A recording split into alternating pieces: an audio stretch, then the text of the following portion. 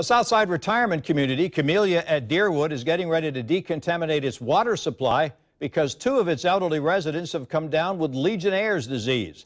That's a type of pneumonia caused by the Legionella bacteria. People get it when they breathe in a mist or vapor that has been contaminated with the bacteria. Symptoms include cough, fever, and muscle aches. This is the second time the bacteria has turned up at Camellia at Deerwood in the past 16 months. Tarek is joining us now with a look at what's being done to make the water safe there. Tarek? And Tom, a spokesman for the retirement home says just last April, the Legionnaires bacteria was detected in the water supply and a handful of residents came down with pneumonia. So they treated the system, and for months their water supply was 100% clean. That was until about last week when the bacteria returned. We have 2 of our residents that have been diagnosed with pneumonia from Legionella bacteria. We're very glad to hear that those 2 residents are on the mend. Executive Vice President Brett Robinson says all 180 Camellia at Deerwood residents won't have water for approximately 12 hours from tomorrow night into Saturday, while experts try to kill the Legionella bacteria in their water supply. The health department says 2 men ages 96 and 88 contracted pneumonia caused by Legionella. They are both out of the hospital.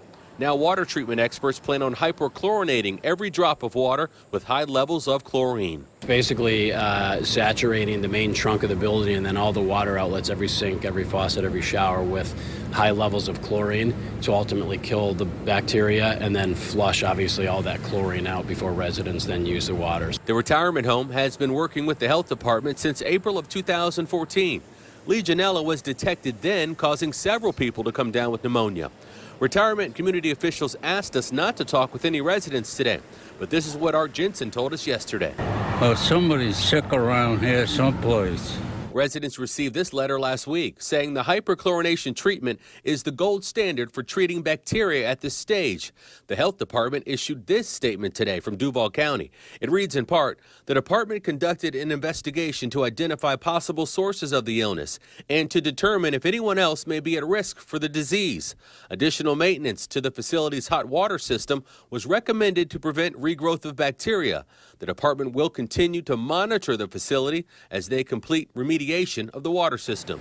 The origin of the bacteria is still unknown. We're investigating that as to what the actual cause is because it's a soil-borne bacteria.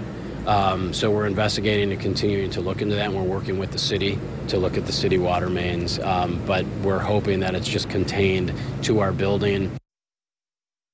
The retirement community says the treatment that their water system will undergo tomorrow is much more aggressive than the measures that they took last year. Now, according to a newly released report by independent experts, most deaths caused by Legionnaires' disease are tied to hospital and nursing home showers. Tom?